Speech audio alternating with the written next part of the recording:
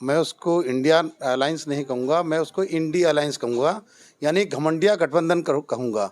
वो गठबंधन एक ऐसा गठबंधन है जिसमें सारे भ्रष्टाचारियों ने जो मिल करके बनाया है। उसमें कौन है? कांग्रेस पार्टी है जिसने 60 साल में 100 से ज़्यादा घोटाले किए। उसमें कौन है? केजरीवाल पार्टी कल तक कहते थे कि भाई हम भ्रष्टाचारियों के साथ नहीं जाएंगे, ठीक है। वो जिन्होंने शराब घोटाला किया, जिन्होंने तमाम दिल्ली के अंदर किया, वो उसके अंदर घोटालेबाज हैं। उसके अंदर कौन पार्टी है? समाजवादी पार्टी है। उसके अंदर कौन है? लालू वाली पार्टी है। उसके अंदर कौन है? तृणमूल कांग्रेस है। तो सारे भ्रष्टाचारियों का ही तो अड्डा है, ईमानदार उसमें है कौन? ईमानदार वाले तो कहीं ना कहीं से उन सबको लगा होगा कि हिंदुस्तान में जो है गलत हो रहा है बहुत ज्यादा, इसलिए तो गठबंधन रखा गया। उसका नाम भी तो कितना अच्छा रखा है, इंडिया। इंडिया से दिक्कत है क्या आपको? उनके कहने से कुछ नहीं है कि उनके कहने से भाई गठबंधन से दिक्कत है।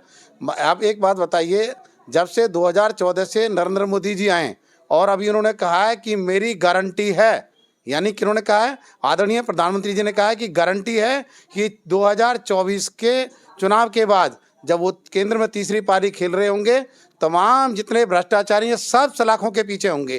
तो इनको डर जो सता रहा है वो जेल जाने का डर सता रहा है, इसलिए सब लोग इकट्ठा हो रहे हैं। किस किस को जेल भेजेंगे आप लोग? जब भी भारतीय जनता पार्टी सत्ता पर होती, कहीं ना कुछ अभी आपने देखा होगा सांसद के अंदर जो है कुछ लोग घुस आए थे और सब लोग भाग रहे थे, सिर्फ राहुल गांधी जी अकेले डटे खड़े थे वहां पे। वो एक सुरक्षा से संबंधित चीज़ है, उसके लिए आदरणीय गृह मंत्री और सरकार उसकी चिंता कर रही है और उसकी सुरक्षा एजेंसी को, दूसरी एजेंसी को, सीआईएसएफ को सुरक्षा की जिम्मेदारी दे भी दी गई है। और ये कोई ऐसा पहली बार नहीं हुआ, कांग्रेस के समय में 3-3 बार, 4-4 बार ऐसा हुआ है। 91 में हुआ, उससे पहले 84 में हुआ है, 2011 में हुआ है जब मनमोहन सिंह की सरकार थी। सब लोग कहते हैं कि देश सुरक्षित हाथों में, कैसे सुरक्षित है, कैसे सुरक्षा है? देखिए, आप एक बात बताइए कि कांग्रेस ने 60 साल देश में राज किया। 70 साल। 60 साल, 70 नहीं, 60 साल कांग्रेस ने देश में राज किया। 60 आतंकवाद किन के टाइम में पनपा? नक्सलवाद उन्हीं के टाइम में पनपा। आज जब कांग्रेस की सरकार थी तब कौन सी देश में ऐसी जगह थी कि जहां आपके बम धमाके नहीं होते थे? चाहे वो जम्मू कश्मीर की बात हो, चाहे वो लाल चौक की बात हो, चाहे दिल्ली में सरोजनी नगर हो, चाहे दिल्ली में कनॉट प्लेस हो, चाहे दिल्ली में इंडिया गेट हो, चाहे वो महात्मा बुद्ध का मंदिर हो, चाहे वो गुजरात का अक्षरधाम मंदिर हो, चाहे मुंबई का गेटवे ऑफ इंडिया हो। देश में कौन सी ऐसी जगह थी जो बम धमाके नहीं होते थे? आज आप एक चीज़ देखिए कि जब से आदरणीय नरेंद्र मोदी जी देश के प्रधानमंत्री बने, देश जो बम धमाके की जो घटनाएं हैं बिल्कुल कहीं भी आपको सुनने के लिए नहीं मिलेगी। तो इसलिए कह सकते हैं कि देश पूरे तरीके से सुरक्षित हाथों में है। आज केवल देश का नेतृत्व बदला है, आर्मी हमारी वही है। आज हमारे पास वर्ल्ड की 4th लार्जेस्ट आर्मी है। हमारे पास जो भारत है आज वर्ल्ड की 4थी आर्थिक महाशक्ति बन गया है। हमारे पास वर्ल्ड की 5th लार्जेस्ट नेवी है। तो कैसे नहीं कह सकते कि हम देश सुरक्षित हाथों में है। राहुल गांधी जी ने संसद के अंदर एक बयान दिया है कि अग्निवीर योजना जो है ये थोपी गई है, ये कोई योजना नहीं, गवर्नमेंट सरकार ने, मोदी जी ने थोपी है। इस पर क्या कहना चाहेंगे आप? देखिए, मैं तो जो राहुल गांधी जी पर बोलना नहीं चाहूँगा।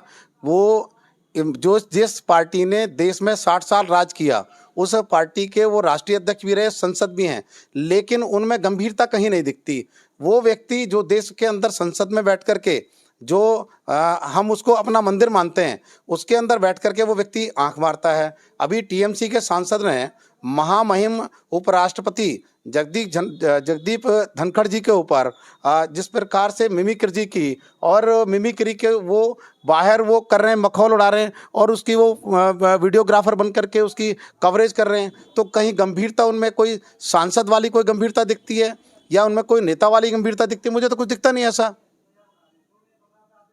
राहुल गांधी ने क्या पता सोचा होगा कि कुछ सच्चाई दिखाया जाए। सच्चाई दिखाने के लिए जो है उन्होंने मोबाइल निकाला, वीडियो बनाया, उस पर जो है भारतीय जनता पार्टी के लोग काफी विरोध कर रहे थे और अभी तक विरोध कर रहे हैं।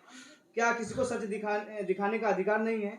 क्या सच दिखाना, क्या सच मतलब दिखाना कुछ चाहे? सांसद के अंदर कुछ हो रहा है, वो चाहते हैं कि वो चीज बाहर देखे, लोग देखें, तो क्या देख नहीं सकते उस चीज को?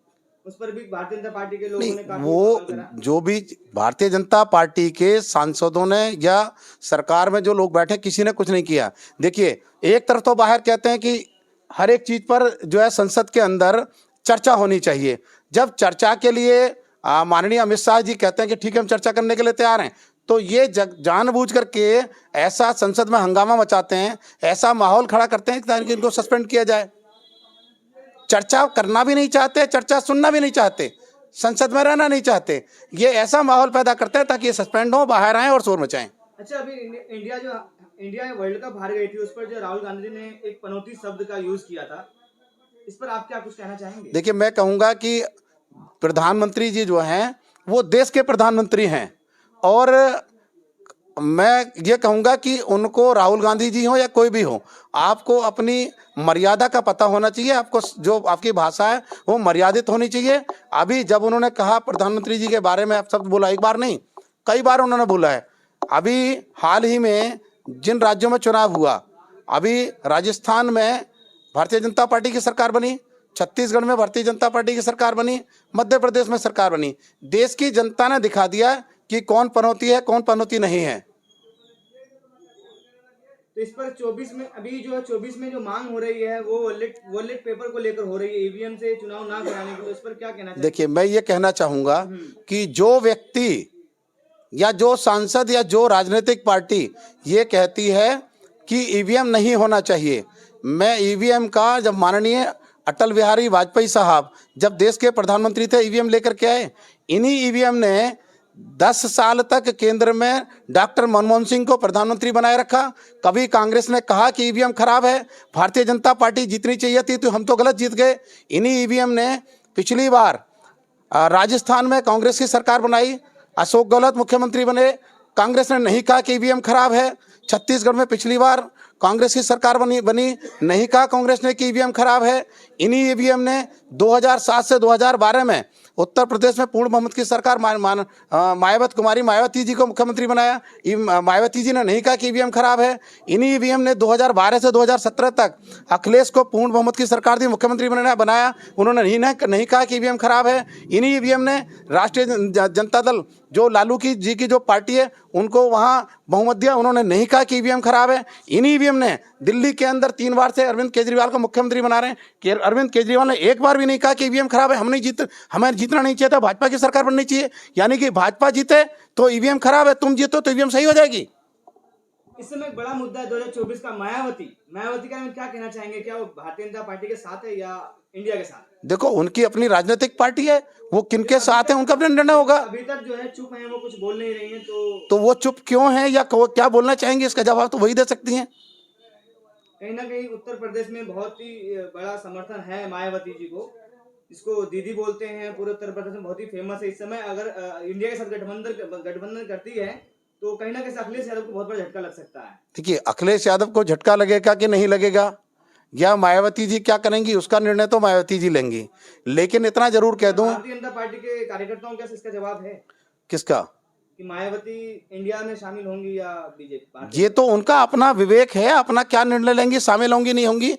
लेकिन निश्चित रूप से देश की जनता 2024 में आदरणीय प्रधानमंत्री जी को 350 से भी अधिक सीटों के साथ तीसरी बार उनको प्रधानमंत्री बनाने के लिए जा रही है। आप 350 की बात कर रहे हैं, कुछ भारतीय 350 से भी अधिक मैंने बोला। कुछ भारतीय जनता पार्टी के सांसद हैं जो कि 400 पार बता रहे हैं। आप तो 350 के ऊपर तो भी तो आता है जी 400। मैंने कहा ना, 350 से भी ऊपर अधिक सीटों के साथ हम केंद्र में सरकार बनाएंगे। और मोदी जी ने इस बात की गारंटी दी है कि एक एक भ्रष्टाचारी जेल के अंदर होगा। इनको वही जो घमंडिया अलायंस है ना, जो घमंडिया गठबंधन है, इनको वही डर सता रहा है, इसलिए एकजुट हो रहे हैं एक सारे के सारे। मुक्त, भ्रष्टाचार मुक्त समाज की स्थापना करना, जिसमें 24 घंटे दिन या रात कोई भी बहन बेटी, कोई भी व्यक्ति कहीं भी आ जा सकता हो, वो राम राज्य की स्थापना, और उसकी शुरुआत मोदी जी ने, योगी जी ने कर दी है। अब रही बात है, जैसे अभी राम मंदिर की बात थी कि उनको न्योता नहीं मिल रहा है।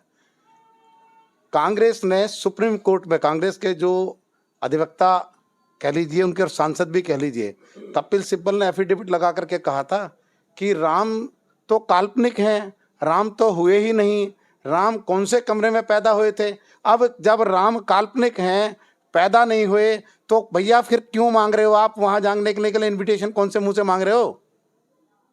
आपके कहने का मतलब कि जाना नहीं चाहिए? नहीं, उन्होंने कहा काल्पनिक है, तो फिर इनविटेशन क्यों मांग रहे हो कि हमें भी इनविटेशन मिलना चाहिए? आप सब ठीक है, कल उन्होंने ही कहा था ना।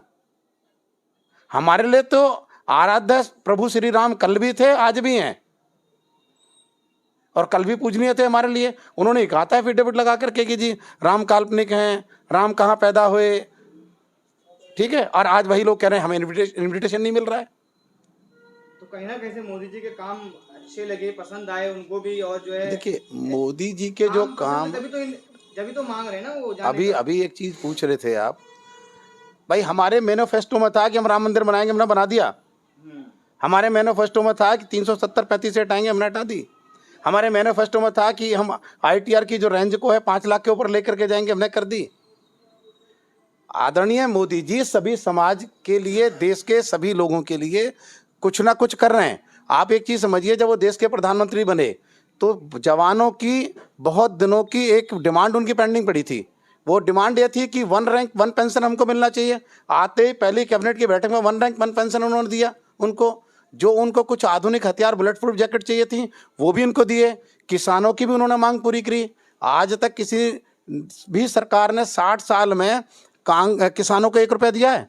जब से मोदी जी देश के प्रधानमंत्री बने, बिना 1 पैसा, रुपया तो बहुत बड़ी होती है, 1 पैसे की कटिंग नहीं हो सकती उसके अंदर, सीधा ऑनलाइन उनके खातों में किसान निधि जा रही है। वो किसान भी भाजपा को वोट करेंगे। वो जवानों को, जिन को 1 रैंक 1 पेंशन मिला, वो भी भाजपा को वोट करेंगे।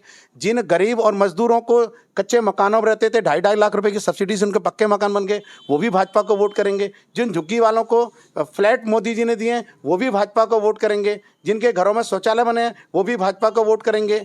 जो मोटरसाइकिल पर और कारों पर मध्यम वर्गीय और अपर वर्गीय जो लोग के गाड़ियों में चल रहे हैं, आज आप एक चीज देख लीजिए, दिल्ली शिमला कॉरिडोर बन रहा है, दिल्ली मुंबई कॉरिडोर बन रहा है, दिल्ली जम्मू कश्मीर कॉरिडोर बन रहा है, दिल्ली देहरादून कॉरिडोर बन रहा है। आदरणीय Shri Nitin Gadkari ji 24 green line express भी बना रहे हैं। आज देहरादून पहुंचने के लिए आपको 5 घंटे 4 घंटा लगता है, दिल्ली से 2 घंटे में देहरादून आप पहुंच जाएंगे। दिल्ली से 2.5 घंटे में शिमला पहुंच जाएंगे। दिल्ली से मुंबई आप 12 घंटे में पहुंच जाएंगे। तो मोदी जी के काम को देश की जनता वोट करेगी। बहुत बहुत धन्यवाद आपका मीडिया वार्ता से जुड़ने के लिए।